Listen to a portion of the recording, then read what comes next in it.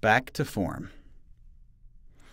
I recently had a thought during an insightful conversation that was kind of a building block atop an idea that I stumbled across during a previous podcast. If you remember, in the 10-minute rant, I urged people to write down a journal, long-handed, in order to effectively expel their thoughts and emotions with satisfaction. Instead of bonsai dropping their half-baked brain bread on their keyboard at the speed of boredom, which appears to be coming way too fast. Writing down your ideas or just your inner monologue is cathartic and emotionally fulfilling if you're a writer or not. It's what humanity turned to when beating your neighbor to death with a lofty piece of wood or a discarded thigh bone wasn't doing the trick anymore. Now, I'm aware that some people can't write. Perhaps they have a physical disability, or just by getting their hand caught in a car press in the 80s. To them, you have my sympathy and understanding. But to the rest of my fellow fully functional citizens of cyberspace, pick up a Stedler and put it to paper once in a while, would you? It saves lives, I'm sure. And despite your preconceived feelings towards the integrity of your penmanship, or pen-personship for my huge population of feminist followers, let the writing tool feel the page, your brain connect with your digits in the purest form, and appreciate the experience. You're not quilling the Declaration of Independence here. You can decode your chicken scratch afterwards and make sense or nonsense out of it afterwards. Remember what it feels like to really open that conduit to yourself and enjoy the ride. So, with all this being said, I'll get back to the idea I had. I wonder how the quality of our thoughts on our social media outlets like Facebook and Twitter would be executed and received differently if they were posted in handwritten form. Like digital writing, like a pen tablet.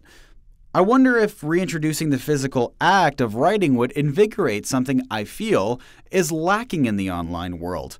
And it's the very thing it promotes: connectivity. I believe the quality of the online discourse would improve. I understand that people are obsessed that the idea of technology is to conserve time, but it unfortunately eliminates effort, something that's sorely missed in a lot of today's communication. Effort is the difference between an A+ and a D-, good and bad relationships, and the difference between the Beatles and Creed. What you put into life, you'll get out of life, and all that other Tony Robbins bullshit. As cliche as that sounds, the older I get, the more it makes sense to me. It's no mystery that with today's mindset consisting of lowest effort to attain the highest payoff works for some folks, I can't stomach living my life that way. Life is an ongoing project. One hell of a complex yet simplistic project, yes. You can yearn to travel the cosmos, cure disease, end poverty, or swallow little bits of saliva until the grave. It's your choice. That's what makes it so damn difficult. Advertising also likes to convince people that they're truly too busy and promote ideas like, with today's busy schedules, there's just no time in the day for enter mindless activity, and perpetuate this bullshit excuse for low-level exertion because of the easier is better mentality we've adopted. It's no wonder that half the stuff people put out there isn't worth canary shit. Although I have heard canary shit is considered a decadent palate-cleansing moose-bouche in certain parts of Southeast Asia. Anyway, I think this long-form digital scribe is an interesting hypothetical when referring to the short-bursted status updates and Twitter posts. It could spark an interesting reception. From love notes, quick thoughts, tirades, quips, beefs, jokes, whatever. Perhaps I'm more interested in the social impact this idea would have. I'm not suggesting we toss our keyboards away, calm down. But for personally shared communication, it might dispel some of the vapidness that the web provides. Think of it like a status bar, but larger, where you have free range to write whatever you want in the space.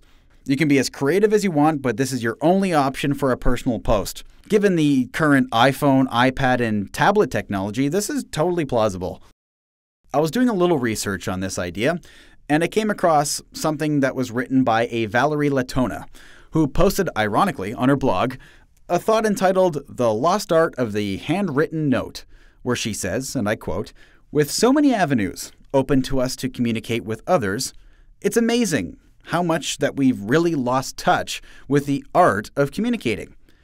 writing thoughts long form and in sentences, not in text format or 40 characters or less, which allows for a more stream of consciousness and emotion.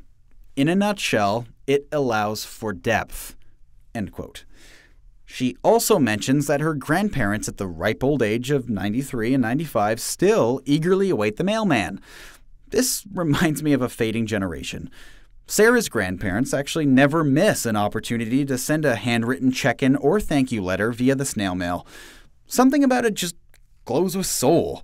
You can almost feel the state of mind that the writer's in. My penmanship changes quite drastically, given the mood I'm in. Like, sometimes it's frantically scribbled, sometimes fluid and neat. Cursive or printed, capitalized or uncapitalized, or a psychotic-looking combination of all that together. However it looks, I miss it.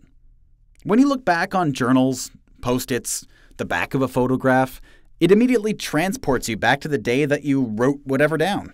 You can almost pinpoint the place that you did so. Sure, it's not so environmentally savvy, but from an emotional standpoint, some Native Americans must shed some tears for me. Any text status update to me has the emotional impact of a wiffle ball bat, compared to that of the 20-pound sledge that is the written word. "The pen is mightier than the sword" is an adage coined by Edward Bulwer Lytton, or Jack Nicholson from Batman. I can't remember. It was so cool when he darted that guy in the throat with the quill pen, though. It's a classic. Wait till they get a load of me. Oop. Oop. Oop. Anyway, "The pen is mightier than the sword" does ring true when discussing social change. Although I don't think I'd be caught dead unsheathing a Bic pen if I were going toe-to-toe with Hattori Hanzo and his katana blade. But it's all just an idea. It's all just a thought, written in a pad, from someone who appreciates this fading medium.